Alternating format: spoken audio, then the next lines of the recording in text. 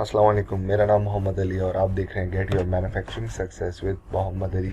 NX के basic CAD के tutorials के साथ हाजिर हैं और आज का लेक्चर जो है वो मोस्ट इम्पॉर्टेंट कमांड जो है वो एक्सट्रूड से बिलोंग करता है। तो स्टार्ट करते हैं। अच्छा, इसके लिए जिन लोगों ने स्केचिंग से रिलेटेड जो मैंने लेक्चर रिकॉर्ड किया है वो ज़रूर देखें। तो आप अलग से स्केच भी कर सकते हैं और एक्सट्रूड के अंदर भी कर सकते हैं, लेकिन आप उस वीडियो को देख कर आए तो ज़्यादा बेटर है अगर आप बिगिनर्स हैं। तो स्टार्ट करते हैं। एक्सट्रूड की कमांड ओपन करने के बाद हमारे पास एक डायलॉग बॉक्स ओपन होता है जो कि एनएक्स का बिहेवियर जो है वो हर कमांड को लेके इस तरह का एक विंडो ओपन होती है।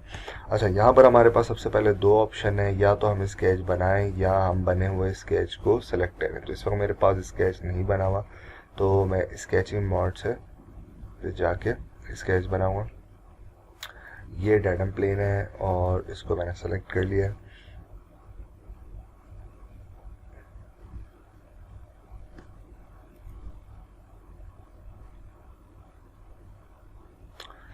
ठीक है, तो टास्क एनवायरनमेंट स्केच की जो दो वीडियोज़ हैं उसमें मैंने ये तमाम टूल्स और इनके प्रोसेस के बारे में डिटेल में बताया, तो उसको ज़रूर देखें। यहाँ पर मैं जाके सिंपल सा जो है वो एक रेक्टेंगल बना रहा हूँ और फिर हम उसको अच्छा, एक्सट्रूड के लिए आपका जो स्केच है 2D स्केच है वो क्लोज और ओपन दोनों चलेंगे। क्लोज जो है वो सॉलिड ज्योमेट्री के लिए चलेगा और ओपन जो है वो आपका सरफेस के लिए एक्सेप्टेबल है। जो लोग जो है वो बिल्कुल बिगिनिंग से स्टार्ट किया है और नया नया सॉफ्टवेयर ऑपरेट कर रहे हैं अभी, तो उनको मैं थोड़ा सा बताता चलूँ। खैर, ये हमने जो है वह क्लोज सेक्शन बना लिया। फिनिश के ऑप्शन से हम बाहर आ जाएंगे। तो जब भी सेक्शन क्लोज होगा एक्सट्रूड जो है वो सॉलिड ज्योमेट्री बनाएगा। ठीक है, ये देखें सॉलिड यानी अंदर से मटेरियल फिल हुआ हुआ है। ठीक है, और दोबारा से स्केच में चले जाते हैं और अगर यहाँ से लेट सपोज मैं इस लाइन को डिलीट कर देता हूँ। अब ये सेक्शन क्लोज नहीं है, ओपन है। जैसे ही मैं इसको ओपन करूँगा तो ये एक शीट बनाएगा, यानी एक सरफेस बनाएगा। एनएक्स में जो है वो सरफेस को शीट का नाम देता है और इसकी कोई थिकनेस नहीं होती है। ठीक है, तो ये बड़ी इंपॉर्टेंट चीज़ है जो आपने ध्यान में रखनी है। और मिसाल के तौर पर अगर आपका सेक्शन जो है वो क्लोज है और आप फिर भी चाह रहे हैं कि सॉलिड ना बने, शीट बने, ठीक है, यानी सरफेस बने। अच्छा, यहाँ पर हमारे पास कुछ एडिशनल कर्व ऐड हो गए। ठीक है, तो आप चाह रहे हैं कि सॉलिड बॉडी ना बने, सेक्शन क्लोज होने के बावजूद भी शीट बने, तो आपने यहाँ पर सेटिंग के ऑप्शन में आके सॉलिड की जगह शीट कर देना है। ठीक है, लेकिन अगर आपका सेक्शन जो है वो ओपन है तो लाजमी जो है वो शीट ही बनेगी, सॉलिड नहीं बनेगा। अच्छा, अब यहाँ पर हम देखते हैं कि हमारे पास स्पेसिफायर वेक्टर के अंदर जो है वो दो डायरेक्शन फ़िलहाल आ रही हैं डिफ़ॉल्ट। ठीक है, और उसके बाद ये कि स्टार्ट वैल्यू है, यानी स्टार्ट के अंदर हमारे कौन कौन से ऑप्शन है, वैल्यू है, सिमेट्रिक वैल्यू है, अंटिल सेलेक्टेड है और अंटिल एक्सटेंडेड है। ठीक है, तो वैल्यू का मतलब है कि यहाँ पर जो वैल्यू है वो रीड होगी, यानी डाटा प्लेन इस वक्त जहाँ पर जो भी स्केचिंग प्लेन था उसको ज़ीरो सपोज किया हुआ है। अगर आप चाह रहे हैं कि उससे थोड़ा सा ऑफसेट हो जाए तो ये यहाँ से इसको ऑफसेट करके जो है वो एक्सट्रूड करना शुरू करेगा, या अगर आप इसको चाह रहे हैं कि ये माइनस में हो तो ये आपके स्केचिंग प्लेन से अपोजिट डायरेक्शन से एक्सट्रूड होना स्टार्ट होगा। तो ये बड़ी ज़बरदस्त चीज़ है क्रियो में जो है वो स्टार्ट पॉइंट को लेकर जो है वो रिजिडिटी है। अच्छा, उसके बाद सिमेट्रिक वैल्यू पे जैसे ही मैं क्लिक करूँगा यहाँ पर, तो पहले जो मेरे पास यहाँ पे एंड का ऑप्शन आ रहा था ये जो है हाइड हो जाएगा और जो भी वैल्यू मैं ऐड करूँगा ये बोथ साइड जो है वो कंसिडर होगी, यानी 50 mm इधर, 50 mm इधर, ओवरऑल 100 mm। ठीक है, उसके बाद दोबारा से जो है वो हम आ जाते हैं। अच्छा, इस वक्त यहाँ पर मेरे पास कोई प्लेन वगैरह नहीं है, तो इन ऑप्शन को मैं नहीं यहाँ पे डिफाइन कर रहा। और इसी तरीके से यहाँ पर भी आप एंड में वैल्यू डिफाइन कर सकते हैं और सिमेट्रिक वैल्यू करने पर वही कुछ आ जाएगा। अच्छा, नेक्स्ट उसमें हम ये 4 ऑप्शन देखेंगे, ठीक है। तो यहाँ से आपने एंड पोजीशन डिफाइन करनी है। अच्छा, इसके बाद यहाँ पर बुलियन का ऑप्शन जो आ रहा है, इसमें आपके पास यूनाइट है, सब्ट्रैक्ट है, इंटरसेक्ट है और इन्फर्ड है। तो इस वक्त जो है वो इन्फर्ड या नन जो है वो सेलेक्ट हुआ हुआ है, क्योंकि अभी इस एनवायरनमेंट के अंदर कोई भी ऑब्जेक्ट नहीं बना हुआ। तो ये जो बॉडी है, ना ही ये किसी के साथ यूनाइट हो सकती है, सब्ट्रैक्ट हो सकती है या इंटरसेक्ट हो सकती है। अच्छा, इसके बाद नीचे आते तो हमारे पास ड्राफ्ट का ऑप्शन आता है। यहाँ से मैं इसको 0 कर देता हूँ। उसके बाद यहाँ से हम ड्राफ्ट का ऑप्शन आता है फ्रॉम स्टार्ट लिमिट, ठीक है। तो इसका मतलब है कि जो आपका स्केचिंग प्लेन था वहाँ से ड्राफ्ट लगना स्टार्ट हो और अपोजिट डायरेक्शन में चला जाए, ठीक है। ये पॉजिटिव और नेगेटिव दोनों डायरेक्शन है आपके पास। इसी तरीके से सेकंड ऑप्शन में फ्रॉम सेक्शन करने पे आप इस वक्त यहाँ पर सिंगल है, मल्टीपल भी हम डिफाइन कर सकते हैं, ठीक है। तो ये ड्राफ्ट जो है वो अलग है, ये ड्राफ्ट डिफरेंट वैल्यू के साथ है, ये इसकी ब्यूटी है एनएक्स की, ठीक है। ये मल्टीपल आप ड्राफ्ट जो है वो सॉरी फॉर दैट। तो ये जनाब हमारे पास डिफरेंट एंगल आ गए। और उसके बाद फर्दर ऑप्शन हम जब हम फर्दर कोई दूसरा ऑब्जेक्ट बनाएंगे तब देखेंगे। अच्छा, इसको यहीं तक रखते हैं। यहाँ से फ़िलहाल मैं ड्राफ्ट जो है वो हटा देता हूँ और इसको हम अप्लाई कर देते हैं ताकि हम इसके दूसरे ऑप्शन देख सकें। अच्छा, अब यहाँ पर जो है वो हम स्केचिंग मोड जो है वो एक्सट्रूड से नहीं जाएंगे, हम सेपरेट स्केचिंग मोड बना के अपनी वर्किंग को कंटिन्यू करेंगे।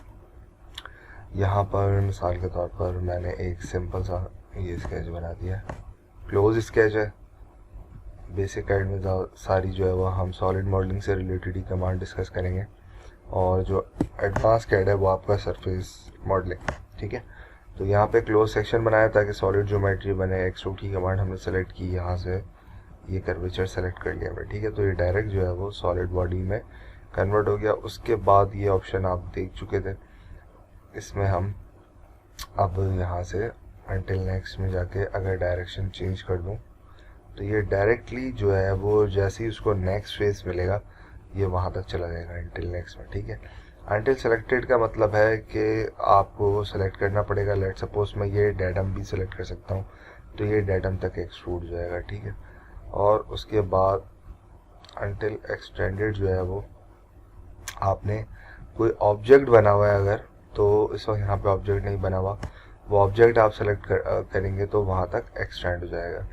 तो और थ्रू ऑल करने पर भी ये क्या होगा, जहाँ तक कि आपकी ये रेफरेंस बॉडी है ये इसका एंड पॉइंट नहीं आ जाता, ये वहाँ तक के एक्सट्रूड होता चला जाएगा। तो ये वो तमाम ऑप्शन है जो लास्ट स्टेप में हमने डिस्कस नहीं किए थे क्योंकि यहाँ पर कुछ बना हुआ नहीं था, ठीक है। तो इसको फ़िलहाल जो है वो यहाँ से मैं अनटिल नेक्स्ट कर देता हूँ और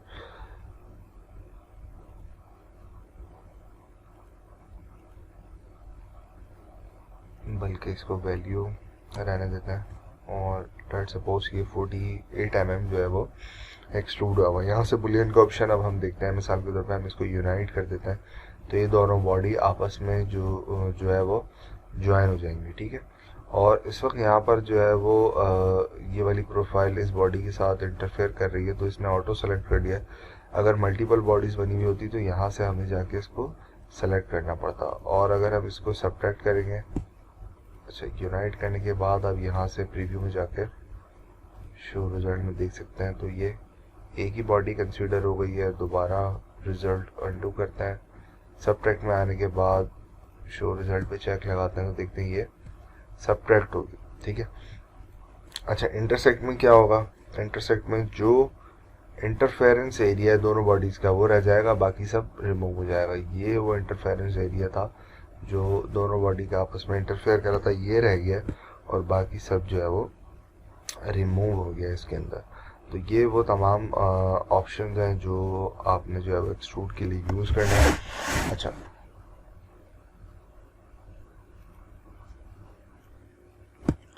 अच्छा, इसमें जो वेक्टर है वो बेसिकली मैं यहाँ से थोड़ा सा बताना चाहूँगा कि इसमें आप जो आपका स्केचिंग वाली डायरेक्शन है सिर्फ वही आप सेलेक्ट नहीं कर सकते, यहाँ से आप मल्टीपल पॉइंट्स डिफाइन कर सकते हैं। प्रीवियस लेक्चर्स में मैं ये इन पॉइंट्स के हवाले से डिटेल में बता चुका हूँ। मिसाल के तौर पे हम इसकी बात करते हैं 2 पॉइंट्स की, ठीक है। तो अगर पहला पॉइंट लेट सपोज ये और दूसरा ये, तो वेक्टर अब वेक्टर की डायरेक्शन अब कुछ इस तरीके से हो जाएगी, यानी एक्सट्रूड जो है वो आप देखें स्केच से जो है वो किस तरीके से हो रहा है। ये जो है वो दोबारा से मैं इसको यहाँ से डिफाइन कर सकता हूँ। अच्छा, इसी तरीके से यहाँ पर आप कर्व का सेंटर पॉइंट हो सकता है, किसी कर्व के ऊपर की डायरेक्शन हो सकती है। तो ये तमाम एक्स सी और वाई सी और जेड सी जो है ये बेसिकली कोऑर्डिनेट की डायरेक्शन ही है। तो किसी स्पेसिफिक एक्सिस की डायरेक्शन में अगर आप लगाना चाहें तो ये बड़ा इम्पॉर्टेंट है। नॉर्मल जो है वो सॉफ्टवेयर के अंदर एटलीस्ट क्रियो के अंदर जो है वो ये वाली ऑप्शंस नहीं है, ठीक है। तो ये हमारा एक टोटल एक्सट्रूड की कमांड हो गई जिसमें हमने बेसिक तमाम चीज़ें डिस्कस कर ली हैं, ड्राफ्ट लगाना देख लिया है। अच्छा, ऑफसेट के अंदर एक चीज़ हम देख लेते हैं कि सिंगल साइडेड ऑफसेट, और यहाँ से प्रीव्यू देखते हैं। अच्छा, पहले मैं इसको यहाँ से रन कर, ठीक है, और यहाँ से देखते हैं, यानी आप इसमें मज़ीद जो है वो ऑफसेट वैल्यू ऐड कर सकते हैं, वो एंड पर हो, ठीक है, या बोथ साइड पर हो, ठीक है। यहाँ पे रिमूव हो जाएगी 0 पर। अगर 0 से आप मज़ीद कोई वैल्यू ऐड करना चाहते हैं, 1 mm आपने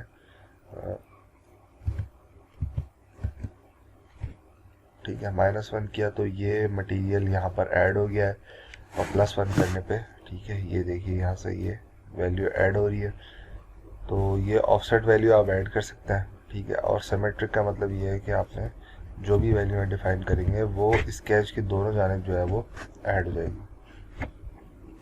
तो ये ड्राफ्ट है और ऑफसेट है जो इसमें बिल्टन है कमांड के अंदर ही, और बुलियन जो है वो यहाँ पर भी है, यहाँ पर भी मौजूद है। ये टूल्स इसके अप्लाई ओके, और यहाँ पर भी आपके पास मौजूद है। तो बहुत इंपॉर्टेंट कमांड है और बहुत ज़्यादा इसका तकरीबन किसी भी पार्ट मॉडल के अंदर जो है वो इसका 50 to 60% ज्योमेट्रिकल प्रिमिटिव्स बनाने के लिए, शेप बनाने के लिए यूज़ होता है। तो इसको अप्लाई करें और अपने फीडबैक से मुझे आगाह करें। इंशाल्लाह जो है वो नेक्स्ट वीडियो में आपके साथ मुलाकात होती है। अस्सलाम वालेकुम।